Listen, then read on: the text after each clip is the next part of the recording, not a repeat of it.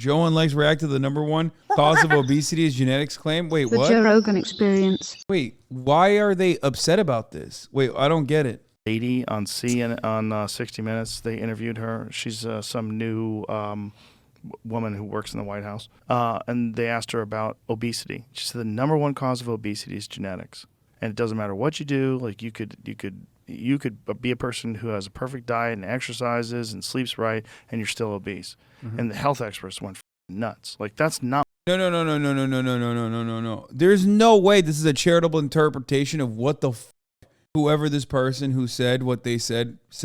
There's no shot that they were just like, you can work out as much as you want and you will still be obese. Like, so many people think this. First of all, genetics is a gigantic factor in obesity. And the study that they're talking about, I think, was the one that the Daily covered as well, talking about childhood obesity and how numerous tests were conducted on schools with literally like the control schools not showing any significant differences from the test schools that they actually were, promoting better dietary habits and like more active lifestyle choices in. That is so marginal. That kind of marginal change is not, I think, dramatic enough to like override our food culture that was created by the the agricultural industry and our lobbyists. But also, genetic components do play a big role. Genetic factors might not necessarily mean that like you are genetically predisposed towards obesity automatically. What they potentially think it could be is the fact that like even with our awful diet that we have currently in the United States of America, there might be a genetic marker that makes it that triggers obesity or like triggers a way that you break down food differently. It's not a mistake that our food has changed dramatically though. High fructose corn syrup. It's infinitely less healthy as far as like the macronutrients that are inside of your food. But I do think that genetics play a role in it. I mean, genetics certainly played a role in it for me. My family's not from America and they were fucking obese in Turkey. You know what I mean? Turkey, especially back then, not exactly known for being like super obese or anything, even though now pretty unhealthy. Like my family was American obese. You know what I mean? In Turkey. The American diet stacks its deck against people so heavily that genetic resistance to the effects of the diet might be the biggest predictor of whether or not a person is obese. I talked about all of this with Bradley Martin with respect to like the hidden components that truly change people's dietary habits and changes like the makeup of a population. In our latest Fear and episode, which many people said was their favorite episode of the podcast, where I talked about walkable cities, for example, and public transportation, like adequate public transit in walkable cities and not allowing certain preservatives or certain types of food to be readily consumed, high fructose corn syrup, shit like that. Not having all of those chemicals in our food, for example, play a gigantic role in the way that people fucking get fat or not fat. Drug maker paid for news story on CBS's 60 Minutes. Doctor Group alleges segment had only experts paid by the drug. Oh, yeah. I was going to say, you know what's really fucked up about the drug, the Ozempic or like all the other ones? No human long-term testing results yet, but animals have been tested with it, and it can have, it can, from what I understand, lead to thyroid issues. Yeah, you can't get on it if there's a family history of thyroid cancer. The other part of the conversation that most people don't talk about with respect to Ozempic or whatever and other diet supplements like this is that, yes, you shed all the weight because it like makes you feel repulsed by food. However, remember, these are now so popular that they consistently run out. And when it runs out and you can't get it, you literally shoot back up 3 times in, sometimes like twice the amount of weight that you gain that you originally lost. In the study of rapid weight gain back, they didn't have a healthy diet, I believe.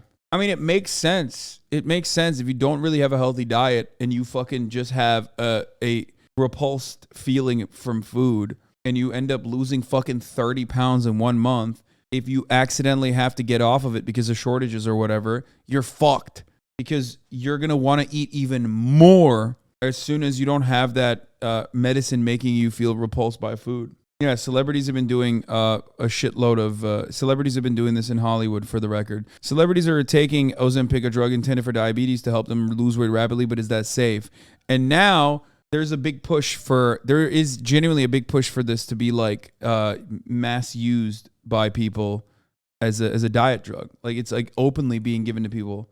It's no longer considered like a no for weight loss.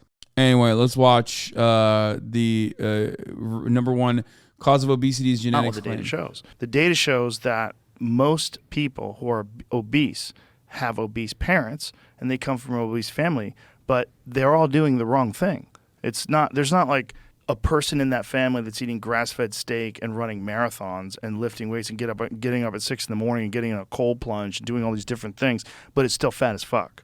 Yeah. And they're watching their calories in and calories out, and they're First of all, that's not true. There's plenty of people who do work out, and there's plenty of people who do diet like crazy and are still not able to fucking lose the weight. But I do find it funny that he's like, cold plunge, dude. Dog, you got to do cold plunge. That's how you lose all the weight. A buddy of mine was obese, started doing cold plunges, skinny as fuck now.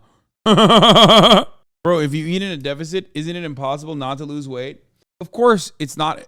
Of course, it's impossible to not lose weight if you eat in a deficit. For example, if you just don't eat at all, especially if you're like a particularly fat individual, you can go for a lot longer without eating anything technically and not die. Does that mean it's healthy? Does that mean it's consistent? Does that mean it is the right way to lose the weight? Does that mean it's like as easy for you as it is for like even someone who's trying hard but has like a less broken metabolism? No, of course not.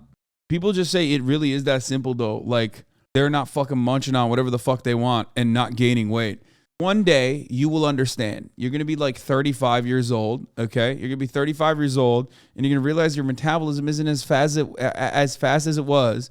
And motherfuckers like me who were fucking obese their whole goddamn lives are going to be sitting around with a goddamn six-pack laughing at you, okay? You fucking piece of shit. I'm sick and tired of these dumb motherfuckers who are like, oh, I've been skinny my whole life. Just stop eating.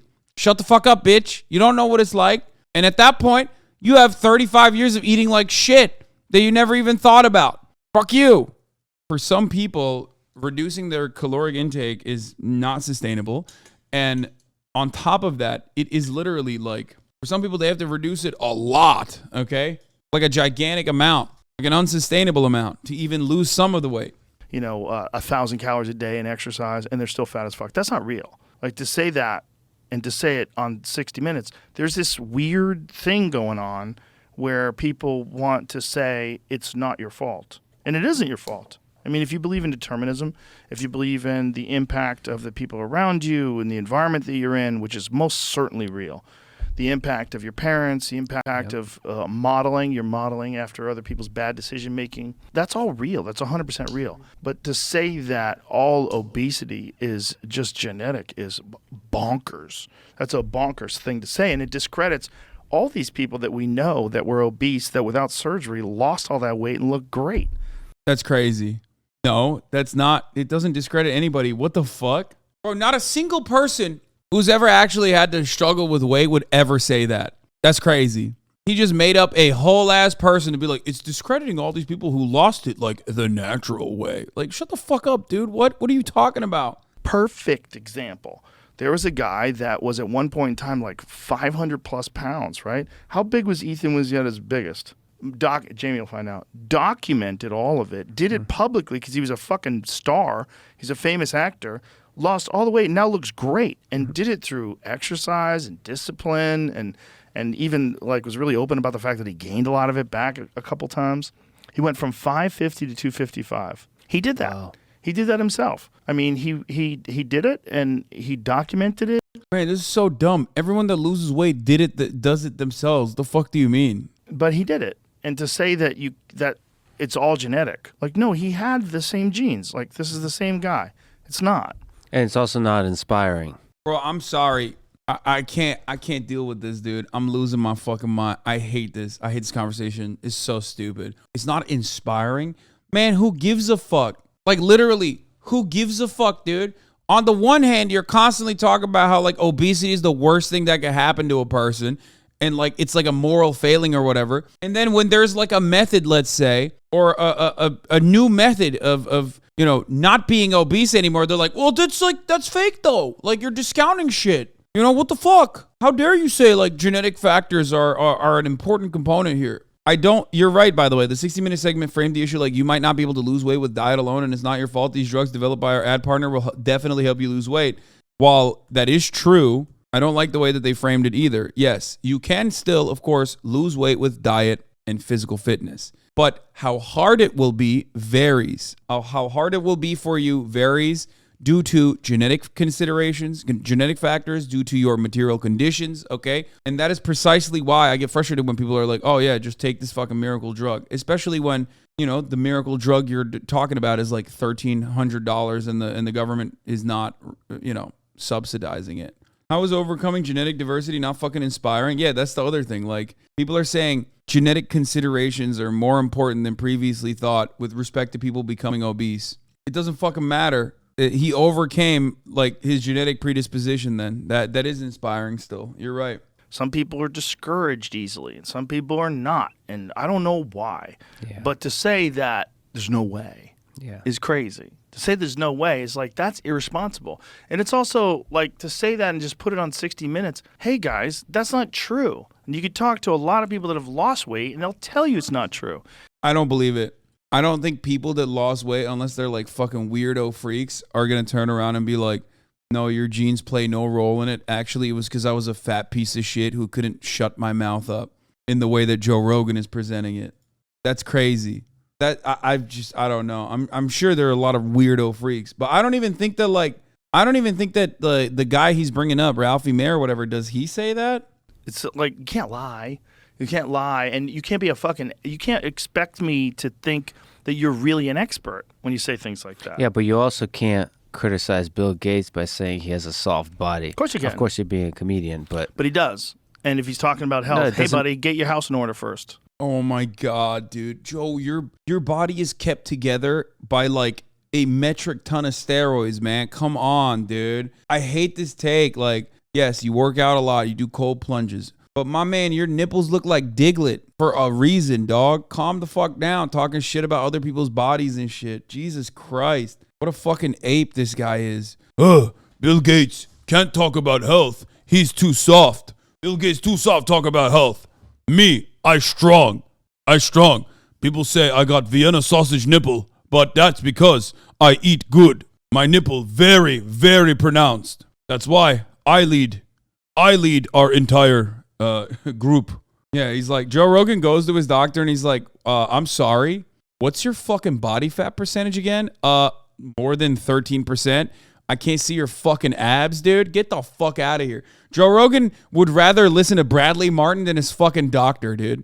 He's like, yeah, dude, Bradley Martin is a big guy, jacked. Gonna listen to him. Sorry, he's the most jacked. He knows health. He knows health better than my fucking doctor. Sorry, doctor, I know you told me that I have cancer and I need to go on chemotherapy immediately, but guess what?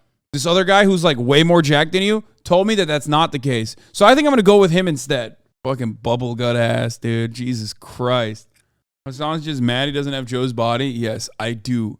I'm so mad. I really want this body. You're right, Chatter. Come on, man.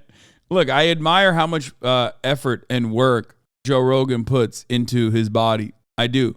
I don't even have an issue with steroids. But I also understand that there are medical complications that come along with with extended use of steroids. And ultimately, like, I think, saying that people who have soft bodies, who are otherwise healthy, can't say anything about health because they don't have my level of like lean muscle mass is fucking insane.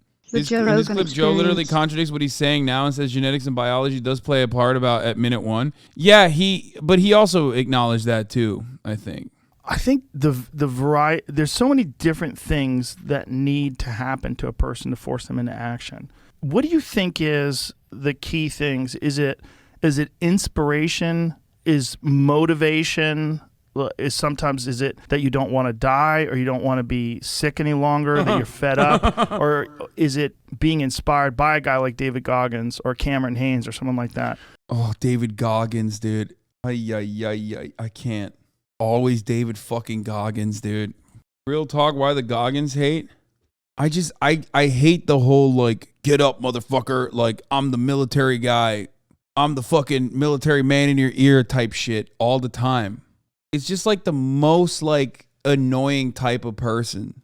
I'm more of a fuck Jocko guy. I mean, he's not as bad as Jocko. Goggins' life story is pretty good, and he's more than the rah 4 a.m. shit. First of all, yeah, he's a self-help guy. Okay, I'm just going to say it, okay? People that like ultra marathons, kind of weird. Not a fan of meatheads? What the fuck do you mean? I love meatheads. I had the meatiest of meatheads on my broadcast sitting next to me on Sunday.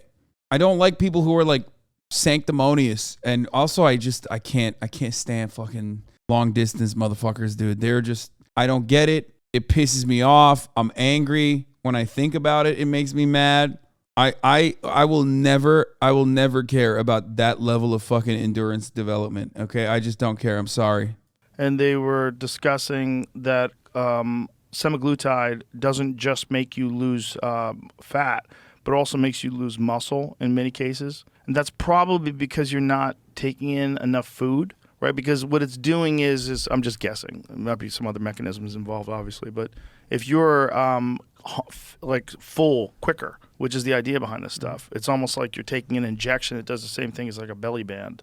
If you're not eating enough food and you're losing fat that quickly, you might be losing muscle too. Like, because when people go on like binge diets, they starve themselves, they lose muscle.